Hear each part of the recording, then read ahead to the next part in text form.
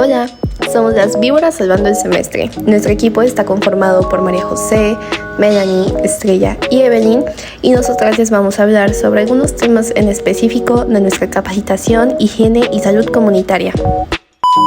Homeostasis es un proceso por el cual un organismo mantiene las condiciones internas constantes necesarias para la vida. Este término fue acuñado por Walter Cannon en 1926 para referirse a la capacidad del cuerpo para regular la composición y volumen de la sangre y, por lo tanto, de todos los fluidos que bañan las células del organismo. El término de la homeostasis deriva de la palabra griega homeo, que significa igual, y estasis, que significa posición. En los organismos vivos, la homeostasis implica un consumo de energía necesario para mantener una posición en un equilibrio dinámico.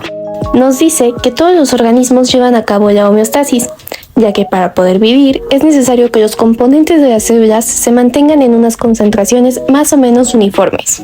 La homeostasis se reproduce en todos los organismos, pero se ha estudiado con más detenimiento en la especie humana y en otros mamíferos superiores.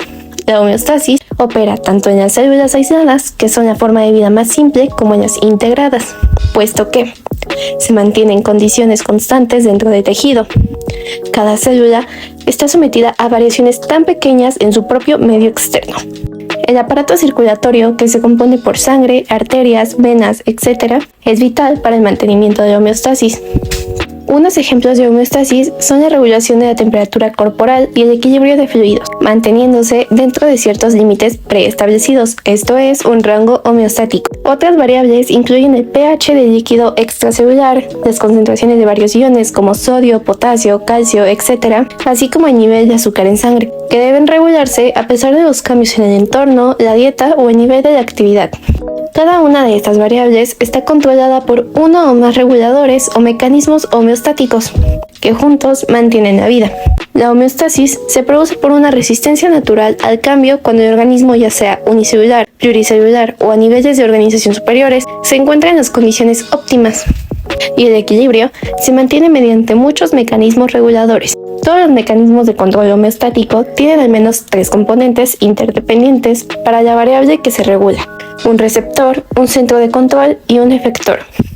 El receptor es el componente sensor que monitorea y responde a los cambios en el entorno, ya sea externo o interno. Un ejemplo de esto es el control de los ácidos biliares en el hígado. Tradicionalmente se ha aplicado en biología, pero dado el hecho de que no solo lo biológico es capaz de cumplir con esta definición, otras ciencias y técnicas han adaptado también este término. El aparato reproductor masculino. El aparato reproductor masculino o aparato genital masculino es el encargado de llevar a cabo la reproducción en las personas de sexo masculino. Está formado por órganos internos y externos. Los principales órganos son los testículos, el epidídimo y el pene. El sistema reproductor masculino está formado por el pene, el escroto, los testículos, el epidídimo, el conducto de frente, la próstata y las vesículas seminales. El pene y la uretra forman parte del sistema urinario y reproductor. En cambio, el escroto, los testículos, el epidídimo, los conductos deferentes, las vesículas seminales y la próstata constituyen el resto del sistema reproductor en el varón.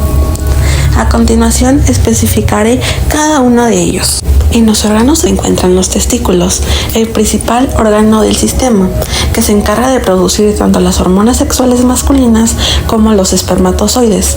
Se encuentra alojado en el escroto, una envoltura de tejidos y de piel que los cubre y protege.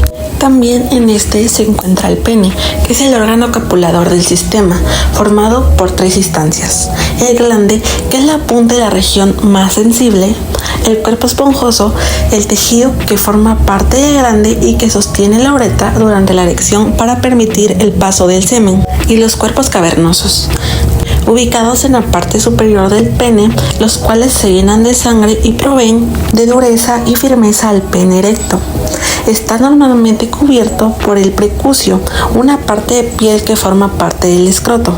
Este también sirve para el aparato excretor, para expulsar la orina del cuerpo.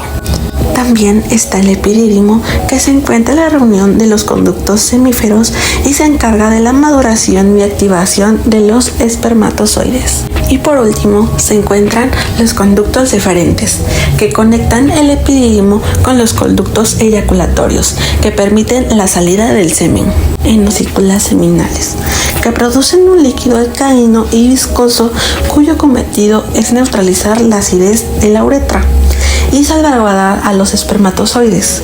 Este líquido forma parte del 40% del semen y está ubicado junto a la próstata detrás de la vejiga urinaria. También está la próstata. Este órgano glandular es exclusivo del género masculino y se ubica atrás del recto, justo en la base de la vejiga urinaria. La próstata produce mucho del contenido seminal que nutre los espermatozoides en su viaje hacia el útero y además bloquea la salida de la orina durante el coito para que no se mezclen las funciones excretoras y reproductoras. También está la uretra, que es el conducto que lleva la orina de la vejiga hasta afuera del cuerpo. También sirve en el caso del hombre para llevar el semen hasta afuera. Enfermedades del aparato reproductor masculino. El aparato reproductor del hombre puede sufrir enfermedades como cáncer de testículos, que se caracteriza por la formación de células cancerígenas en uno o en ambos testículos y normalmente se desarrollan en las llamadas células germinativas. Es el tipo de cáncer más frecuente en los hombres. Suele provocar un aumento del tamaño y peso del testículo, inflamación y malestar en el escroto. Tanto su existencia como su tratamiento pueden provocar infertilidad. También está el epididimitis, que es la inflamación del epidídimo, que es el conducto que conecta el testículo con los vasos deferentes. Los 12 pares craneales. Son los 12 nervios del sistema nervioso periférico que emergen desde los forámenes y fisuras del cráneo. Su orden numérico, del 1 al 12, está determinado según la ubicación de la salida del cráneo, rostral a caudal. Estos son: 1. Nervio olfatorio. Se encarga de transmitir los estímulos olfativos desde la nariz hasta el cerebro. Tiene su origen en las células del bulbo olfatorio. 2. Nervio óptico. Su función principal de este es detectar la luz entrante y la imagen que se muestra en la retina. Está compuesto por los axones de las células ganglionares de la retina. Tiene su origen real en el diencéfalo. 3. Nervio oculomotor. También se le conoce como nervio motor ocular común. Su función es la de controlar el movimiento ocular. También es el responsable del tamaño de la pupila. Se origina en el mesencéfalo. 4. Nervio troclear o patético. Están conectados con el músculo oblicuo superior del ojo. Este presenta su origen en el mesencéfalo. Participa en el movimiento del ojo. 5. Nervio trigémino. Presenta la característica de ser el nervio más grande de todos los pares craneales. Es aquel que lleva la información sensorial que conduce al tacto, el dolor y la temperatura. 6. Nervio abducen. También se le conoce como nervio craneal motor ocular externo. Es el responsable de transmitir los estímulos motrices al músculo recto externo del ojo. 7. Nervio facial. Consta de varias fibras nerviosas que realizan diferentes funciones, como 1. Mandar órdenes a los músculos de la cara para crear expresiones faciales. 2. Enviar señales a las glándulas salivales y lagrimales. 3. Recoge la información del gusto a través de la lengua. 8. Nervio vestibulococlear. También es conocido como par craneal del nervio auditivo y vestibular. Su función es la de mantener el equilibrio y la orientación en el espacio. 9. Nervio glosofaringeo. Recoge información de las papilas gustativas que están en la lengua y la información sensativa de la faringe. 10. Nervio vago. Nace en el bulbo raquídeo e inerva en los siguientes órganos: faringe, esófago, laringe, tráquea, bronquios, corazón, estómago, hígado. Manda y transmite señales al sistema nervioso autónomo. 11. Nervio accesorio. Su función es permitir la rotación de la cabeza y de los hombros. También provee funciones sensoriales. 12. Nervio hipogloso. Invierte en la musculatura de la lengua y en la acción de tragar. Solo esta última se considera realmente parte del nervio hipogloso. Los lóbulos cerebrales son quienes dividen los dos hemisferios del cerebro, es decir, frontal, parietal, temporal y occipital, que están en las mismas posiciones que los grandes huesos homónimos que forman el cráneo. Estos se encargan de controlar y coordinar a la mayoría de las funciones motoras, sensitivas y cognitivas del ser humano.